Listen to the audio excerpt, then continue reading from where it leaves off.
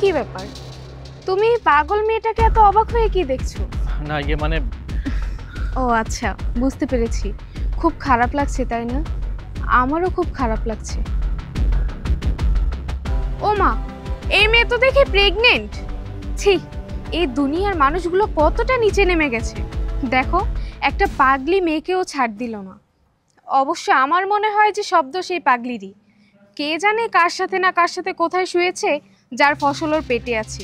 এতে চুপ করো প্লিজ। এই মেয়েটা সম্পর্কে আরেকটা বাজে কথা তুমি বলো না। বুঝলাম না, আমি ওর সম্পর্কে খারাপ কথা বলছি, তাতে তোমার কেন এত গায়ে লাগলো? তুমি কি ওকে চেনো? কি সম্পর্ক ওর সাথে তোমার? আসলে এই মেয়েটা হচ্ছে আমার এক্স, আর ওর পেটে যে বাচ্চাটা দেখছো ওটা আমারই বাচ্চা। কি? ও তোমার এক্স মানে? তুমি যদি ওকেই ভালোবাসো, ওর পেটে যদি তোমার বাচ্চা থাকে, তাহলে তুমি আমাকে কেন বিয়ে করেছো?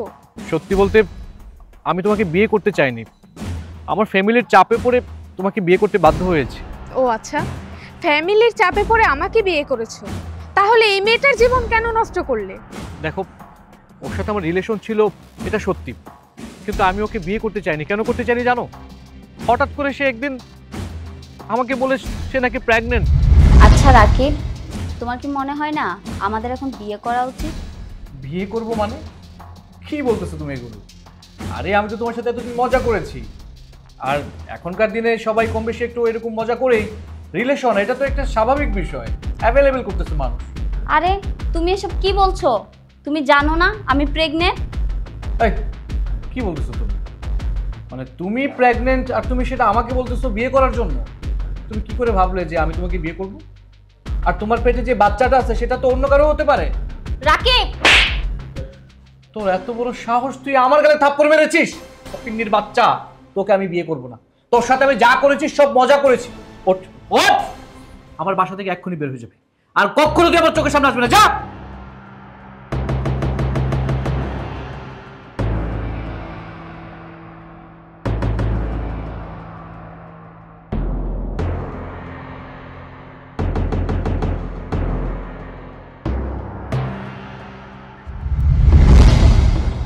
ওর পেটে যে বাচ্চাটা আছে সেটাকে আমার নাকি অন্য কারো, সেটা নিয়ে আমি কনফিউশনে ছিলাম, কিন্তু আমি বুঝতে পারিনি ওর সাথে ব্রেকআপ হয়ে যাওয়ার পর ওর এই করুণ পরিণতি হবে।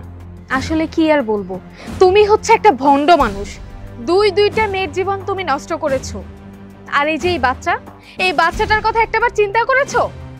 আজকে শুধুমাত্র তোমার জন্য 3টা জীবন, 3টা ভবিষ্যৎ নষ্ট হয়ে গেছে। ছি, তুমি না পারলে আমাকে সুখে রাখতে, না পারলে তুমি আমাকে ভালোবাসতে, আর না পারলে তুমি এই মেয়েটাকে ভালোবাসতে। আচ্ছা, আমার কথা না হয় বাদই দিলাম, এই মেয়েটা কি করেছিল বলো তো? তোমাকে ভালোবাসা কি তার ভুল ছিল? তোমাকে বিশ্বাস করাটা কি এই মেয়েটার ভুল ছিল? হয়তো ভুলই করেছে, তাই তো আজকে এই মেয়েটা তার পাপের প্রায়শ্চিত্ত করছে। তোমার পাপের জন্য, তোমার পাপের কর্মফল দিচ্ছে একটা সন্তান, একটা ছোট্ট বাচ্চা, যে কিনা এখন পর্যন্ত এই দুনিয়াতেও আসেনি। সত্যি বলতে আমার এখন অনেক খারাপ লাগছে ওর এই অবস্থা দেখে। তবে আমি ওকে সত্যি সত্যি অনেক ভালোবাসতাম, কিন্তু আমার ফ্যামিলিকে বলার মতো সাহস আমার ছিল না, তাই আমি বলতে পারিনি। একবার তাকিয়ে দেখো মেয়েটার দিকে। আজকে এই মেয়েটার এই করুণ পরিস্থিতির জন্য শুধুমাত্র তুমি দায়ী। তাই তোমার মতো একটা মানুষের সাথে সংসার তো কোনোভাবেই করা যায় না। শোনো, আজকের পর থেকে তোমার সাথে আর আমার কোনো সম্পর্ক থাকবে না, আর খুব শীঘ্রই আমি তোমাকে ডিভোর্স লেটার পাঠিয়ে দিই। এতে এতে প্লিজ তুমি আমাকে ডিভোর্স দিও না। দেখো, আমার আর ওর যে বিষয়টা সেটা পাস্ট ছিল, কিন্তু তাই বলে তুমি আমাকে ছেড়ে যেতে পারো না। দেখো, আমি আর তোমার কোনো কথা শুনতে চাই না। অন্তত তোমার মতন একটা বাজে মানুষের সাথে আমি আর কখনোই সংসার করতে চাই না, কারণ তোমার মতো একটা মানুষের সাথে কখনো জীবন কাটানো যায় না। আর তোমার এই মুখটা নেক্সট টাইম তুমি আর কখনো আমাকে দেখাবে না। এই চলো তুমি আমার সাথে। আপনি আমায় খাইতে দিবেন? হ্যাঁ দিব, চলো।